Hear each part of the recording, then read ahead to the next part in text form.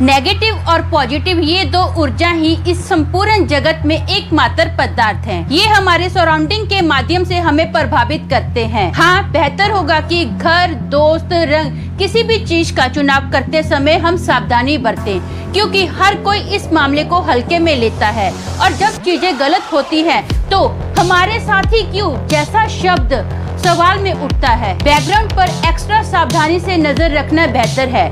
अगर ऐसा नहीं किया गया तो आज की खौफनाक घटना आपको ऐसा करने पर मजबूर कर देगी, क्योंकि इसे सुनकर जानने के बाद ऐसे डरावने अनुभव को टालना आसान नहीं है।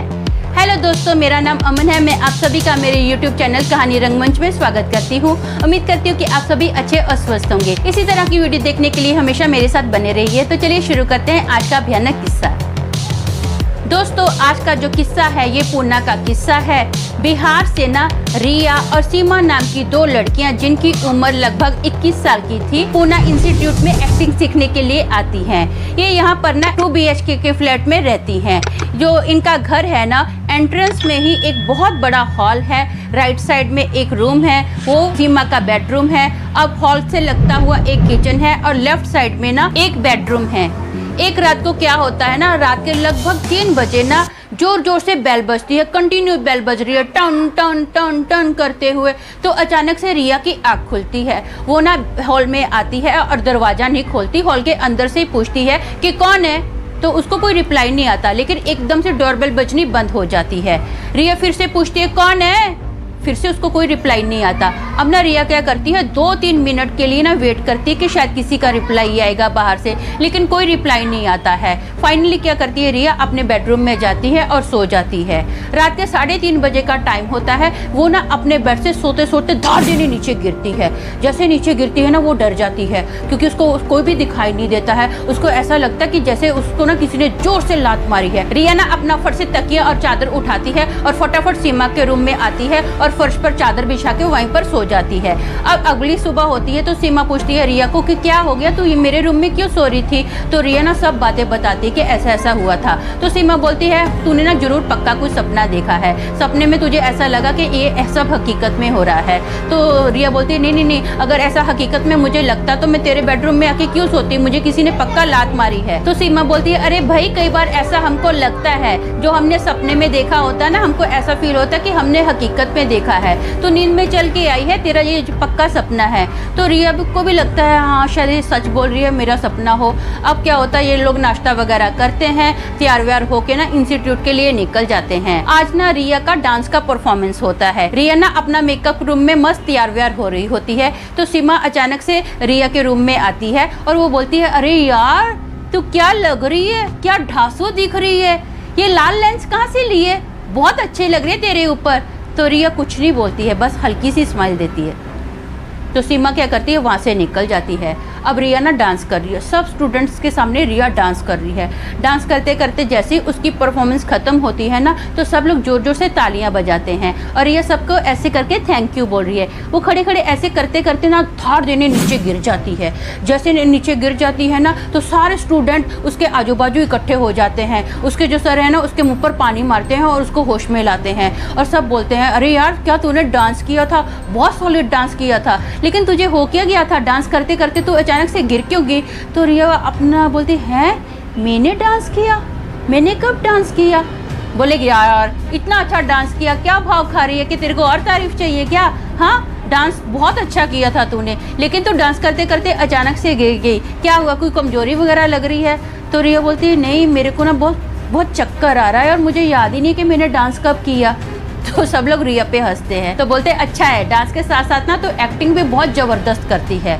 तो रिया अभी घर पर आती है, पूरा दिन सोचती रहती है कि मैंने डांस कब कर दिया, मुझे तो याद ही नहीं है कि मैंने कोई डांस किया। सब लोग इतने सब मिलकर मेरी तारीफ़ कर रहे हैं, ये कैसे हो सकता है। अब ना उसको बहुत चक्कर आते हैं, उसकी तबीयत ठीक नहीं लगती उसको। तो वो ना अपने ही रूम में पूरे दिन सोई रहती है। रात के टाइम पर भी वो कुछ खाए पिए बिना सो जाती है।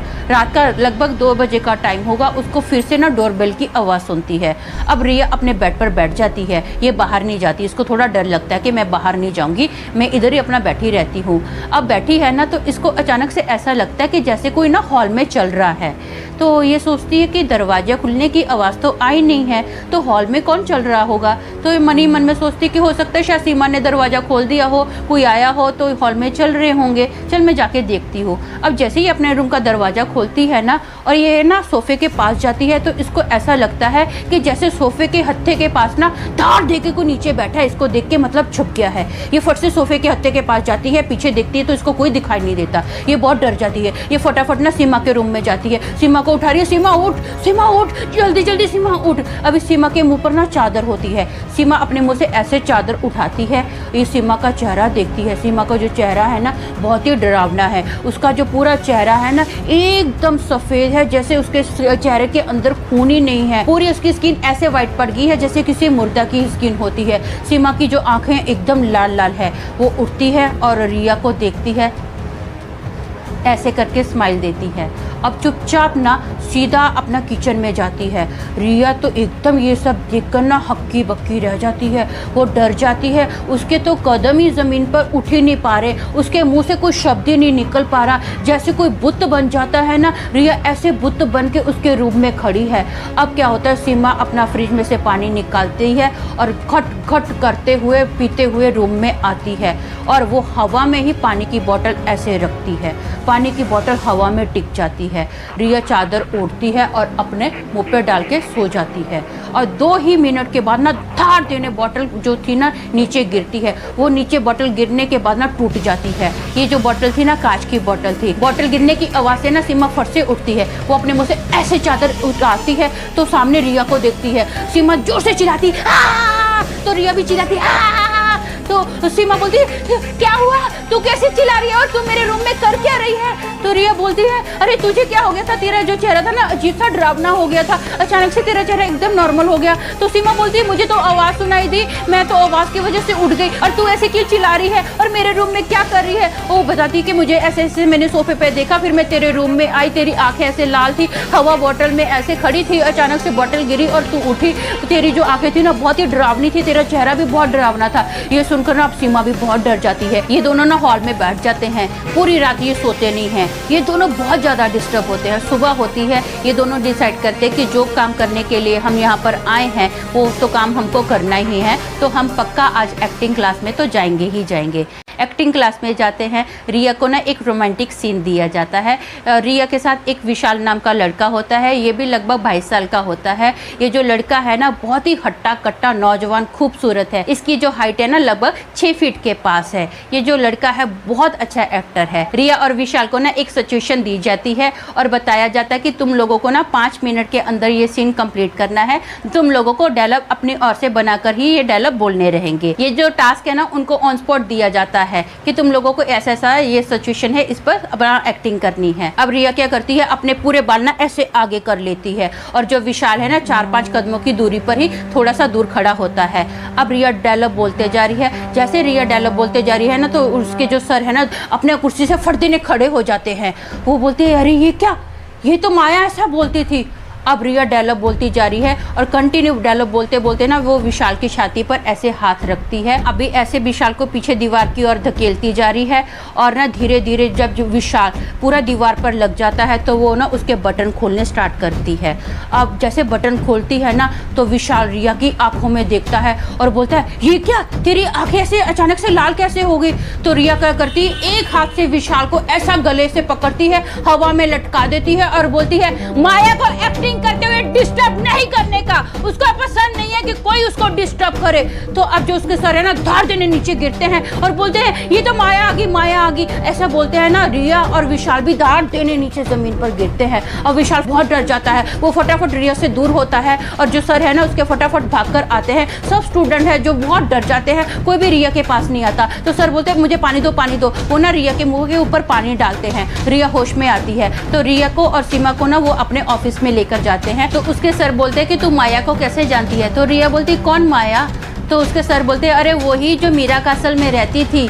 तो रिया बोलती है सर मीरा का असल में तो हम लोग रहते हैं। तो उसके सर बोलते हैं कि जो माया थी ना ये बिल्डिंग में रहती थी, उसका रूम नंबर ये था। तो बोलती अरे सर उसी घर में तो हम लोग रहते हैं। तो उसके सर बोलते हैं कि हाँ अच्छा अब समझ आया कि पूरा मैटर क्या है।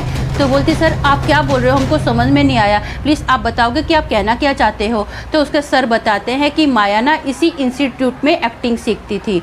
माया बहुत ही बेहतरीन एक्ट्रेस थी, उसको बहुत सारे डायरेक्टर और प्रोड्यूसरों ने पसंद किया था अपनी पिक्चर में लेने के लिए। उसको एक बहुत बड़ी पिक्चर भी साइन हो गई थी। उसने ना इस खुशी में अपने घर में हम सबको पार्टी पे बुलाया। माया को ना शराब पीने की बहुत गंदी आदत थी, वो 24 घंटे ऑलमोस्ट दारू की लत में ही रहती थी। जब हम लोग पार्टी में उसके गए ना वो कंटिन्यू पी ही कर रही है। हम सब ने उसको बहुत मना किया कि अभी माया बस हो गया है, इतनी ज़्यादा मत पी, ओवर हो रहा है, लेकिन माया हमारी बात सुन ही नहीं रही थी। तो फाइनली हम सब ने डिसाइड किया कि क्यों ना हम लोग इसके घर से जाते हैं। हम लोग इसके घर से जैसे नीचे उतरे ना तो ये बालकनी में आई हम सबको सी ऑफ करने के लिए। ये ऐसे बाय बाय कर रही थी ना तो ये गैलरी में से ना 20 माले से धाड़ देने नीचे गिरी। हम सब ने इसको बहुत बचाने की कोशिश की लेकिन ये बची नहीं पाई। ये जैसे गिरी ना हम सबको पता चल गया था कि इसकी हालत देख के अब ये बचने वाली नहीं है, क्योंकि सब जगह लहू लहानी हो गया था। हम लोगों ने फटाफट एम्बुलेंस को भी बुलाया हॉस्पिटल जाने से पहले ही, लेकिन इसकी डेथ हो गई थी। डॉक्टरों ने अच्छे से इसका चेकअप किया, डॉक्टरों ने बताया कि अब ये इस दुनिया में नहीं रही है। तो जिस घर में तुम लोग रहते हो ना उस घर में पहले माया रहती थी। मुझे लगता है बेटा वो जो घर है ना वो शरापित है, आज भी शायद माया की आत्मा उसमें घूमती है। तुम लोगों के लिए बेहतर होगा कि तुम लोग ना ये घर जल्दी जल्दी खाली कर दो। तो रिया और सीमा भी बोलते सर हम लोग भी चाहते हैं कि हम लोग घर जल्दी खाली कर दे, लेकिन हम लोग इतनी जल्दी घर कैसे ढूंढे नया घर। तो उसके सर बोलते हैं ठीक है मेरी पहचान में एक घर है, मैं वो घर तुम लोगों को दिला देता हूँ। ये लोग ना उसी दिन नए घर में शिफ्ट हो जाते हैं। जब ये लोग नए घर में शिफ्ट होते हैं ना उस दिन से इनके साथ ऐसी कोई भी घटना नहीं होती है। ये लोग आराम से अपना एक्टिंग वगैरह सीखने के लिए जाते हैं, सब कुछ इनके साथ अच्छा ही होता है। दोस्तों मेरा मानना ये है कि दारू पीना अच्छी बात नहीं है। देखो दारू पीने से बहुत सारे लोगों के घर बर्बाद भी हुए हैं और बहुत सारे लोगों की जाने गई भी हैं। अगर पीना ही है ना तो लिमिट में पियो। ये क्या कि ओवर पी लेने के बाद कभी इधर गिरो कभी उधर गिरो, ये सब अच्छी बात नहीं है। और दूसरा कभी भी घर वगैरह अगर लेते हो ना, जो भी घर वगैरह लेते हो तो पहले उसकी जानकारी हमें अच्छे से निकाल लेनी चाहिए। तो आज के लिए बस इतना ही, कल फिर मिलूंगी और एक भयानक किस्से के साथ। तब तक के लिए शालोम, शांति और सलाम।